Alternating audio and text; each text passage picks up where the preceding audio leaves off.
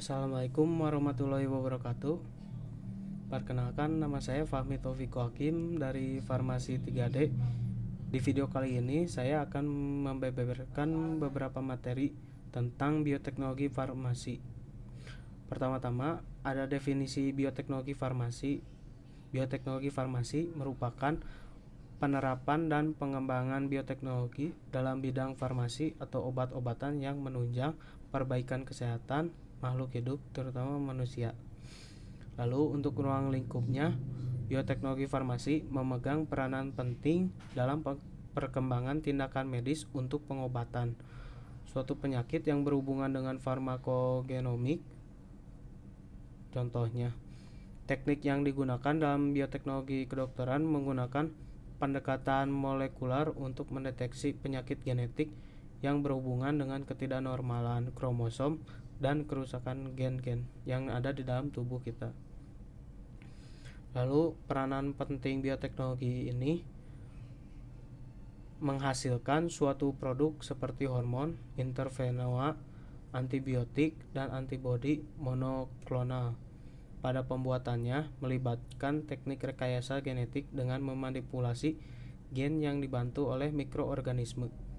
Bioteknologi farmasi umumnya digunakan untuk membuat molekul yang lebih besar dan kompleks dengan bantuan sel-sel hidup.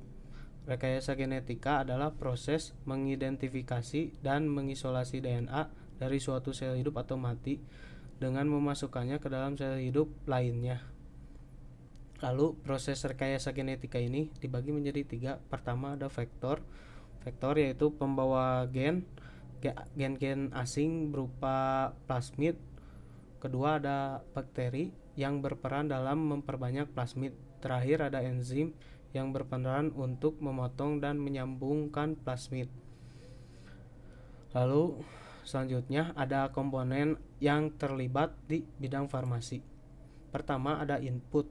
Input merupakan bahan kasar atau raw material yang akan diolah nantinya seperti beras, anggur, susu, dan lain-lainnya.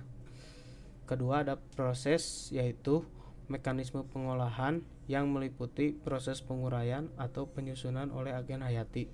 Terakhir ada output, yaitu produk baik berupa barang ataupun jasa seperti alkohol, enzim, antibiotika, hormon, dan pengolahan limbah. Lalu untuk contoh-contoh bioteknologi farmasi ada beberapa, yaitu pertama pembuatan insulin, pembuatan antibodi monoklonal, produk vaksin, produk antibiotik, produksi vitamin dan asam amino, produksi steroid, dan terapi gen. Untuk pengaplikasian bioteknologi farmasi ini, bioteknologi yang memadukan teknologi dengan bantuan makhluk hidup. Contohnya tadi mikroorganisme dalam merekayasa genetik atau memanipulasi gen. Lalu ada bakteri dan jamur yang digunakan dalam pengolahan makanan melalui proses fermentasi. Contohnya dalam pembuatan tape yang digunakan proses fermentasi untuk pembuatannya. Lalu ada bioteknologi yang memanfaatkan rekayasa genetik. Sekian pemaparan materi dari saya. Mohon maaf apabila banyak salahnya. Wabillahi taufiq wal hidayah. Wassalamualaikum warahmatullahi wabarakatuh.